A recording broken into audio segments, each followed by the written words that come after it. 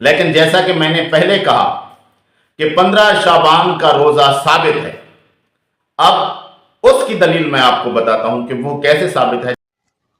اعوذ باللہ من الشیطان الرجیم، بسم اللہ الرحمن الرحیم۔ ایک شرط کے ساتھ آپ 15 شعبان کا روزہ رکھ سکتے ہیں۔ اس سے پہلے لیکن میں اس شب برات کے بارے میں بات کرنا چاہتا ہوں۔ شب برات، بیداری کی، نفرت کی، لا تعلقی کی رات۔ شب فارسی زبان کا لفظ ہے اور برات عربی زبان کا لفظ ہے۔ شب کا معنی رات اور برات ایسا لفظ ہے جب قرآن مجید میں اللہ تبارک و تعالیٰ نے سورہ توبہ شروع کی، جسے سورہ برات بھی کہتے ہیں، تو بسم اللہ استعمال نہیں ہوئی۔ یعنی اس طرح کا یہ لفظ ہے، نفرت کا، بیزاری کا، لا تعلقی کا۔ اور یہی لفظ برات تشیع حضرات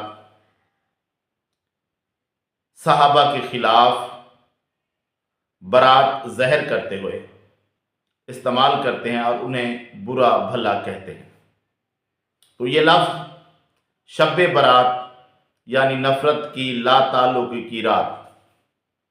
اور نام کیسا نکالا؟ ایک لفظ فارسی کا اور ایک عربی کا۔ یہ تو رہے گی اس لفظ کی خاصیت۔ دوسرے نمبر پر اس رات کے بارے میں، شب برات کے بارے میں ذخیرہ احادیث میں ایک روایت بھی صحیح موجود نہیں ہے۔ حنفی حضرات شب برات کی وکالت کرتے ہیں، لیکن یہ بھی کہتے ہیں کہ کوئی ایک روایت بھی صحیح نہیں ہے۔ خاص طور پر دیوبندی حضرات کہتے ہیں کہ شب برات ثابت ہے، 15 شعبان کی رات کی عبادت فضیلت ثابت ہے، لیکن عبادت ثابت نہیں۔ یہ کیا بات ہوئی بھائی کہ رات کی فضیلت ثابت ہے لیکن عبادت ثابت نہیں؟ فضیلت کیسے ثابت ہے کہ بہت ساری روایات ہیں ضعیف، اور ضعیف پلس ضعیف پلس ضعیف از اکول ٹو صحیح، اس لیے یہ رات ثابت ہو گئی۔ تو پھر بھائی عبادت ثابت نہیں، کیونکہ روایات ضعیف ہیں، اس لیے جو روایات میں عبادت ہے وہ نہیں کر سکتے۔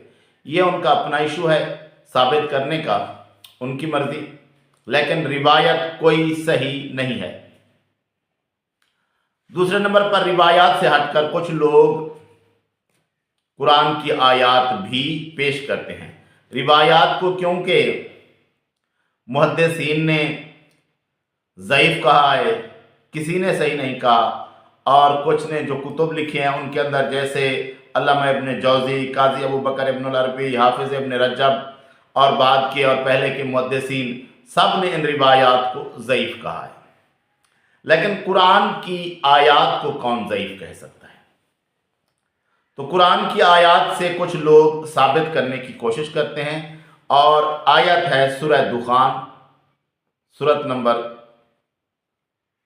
44، آیت نمبر 3، اور اس سے پہلے آیت پہلی اور دوسری کے اندر اللہ تبارک و تعالیٰ فرماتا ہے اعوذ باللہ من الشیطان الرجیم، بسم اللہ الرحمن الرحیم، حامیم والکتاب المبین، انا انزلناہ فی لیلۃ مبارکہ۔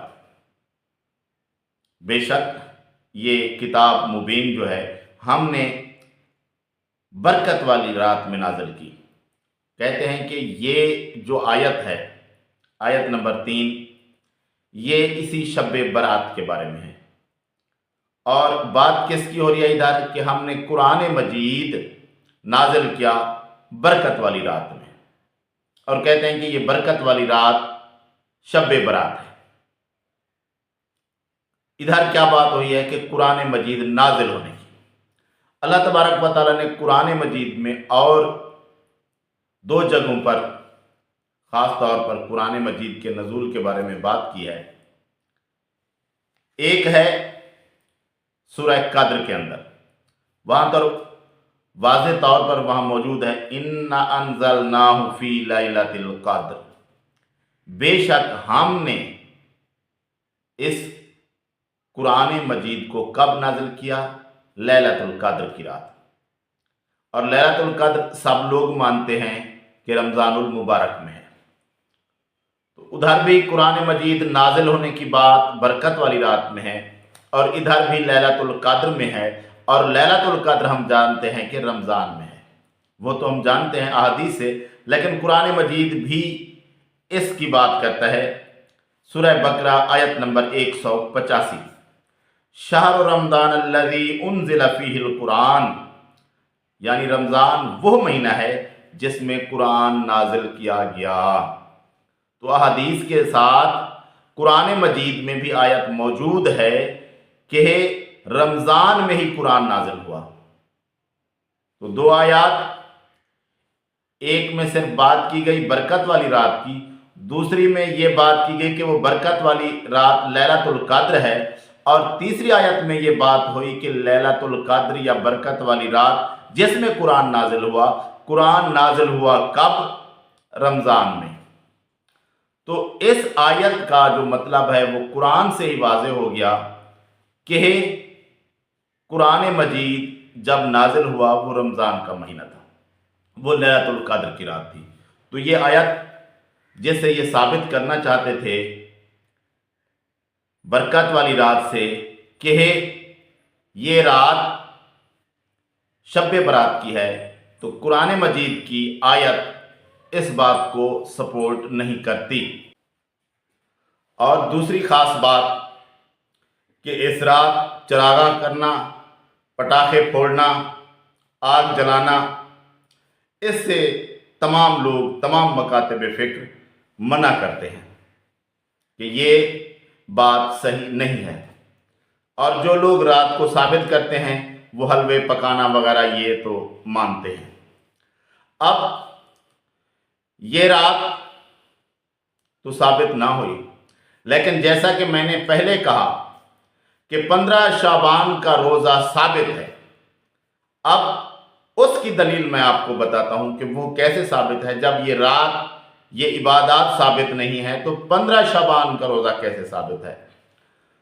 تو یہ بات سب لوگ جانتے ہیں جو کہ عبادت کرنا چاہتے ہیں یا دین کے بارے میں تھوڑا بہت جانتے ہیں کہ ایام 20 کے روزے رکھنا ثواب کا کام ہے، لیکن ہے کس طرح کہ نبی صلی اللہ علیہ وآلہ وسلم نے فرمایا ہر مہینے 3 روزے رکھنا زمانے بھر کے روزوں کے برابر ہے، اور ایام 20 13 14 اور 15 ہے، 15 تاریخ اس میں آ گئی، تو ہر مہینے کے 3 روزے رکھنا یہ سنت ہے، جو شخص رکھے ثواب ہے۔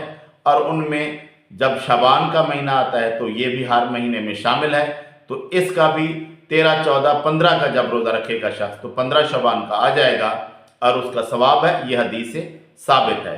لیکن صرف 15 کا روزہ رکھنا یہ ثابت نہیں ہے کہ یہ شب برات کی وجہ سے یہ فضیلت والا روزہ ہے، یہ ثابت نہیں ہے۔ ہاں، ایام 20 کی وجہ سے 3 روزے ہر مہینے رکھنے ہیں، اور ہر مہینے 15 کا روزہ رکھنا ہے، اور ان میں شعبان کی 15 بھی شامل ہے، صرف 15 نہیں بلکہ ہر مہینے 13 14 اور 15 کا روزہ رکھنا ہے، اور شعبان بھی ہر مہینے میں شامل ہے۔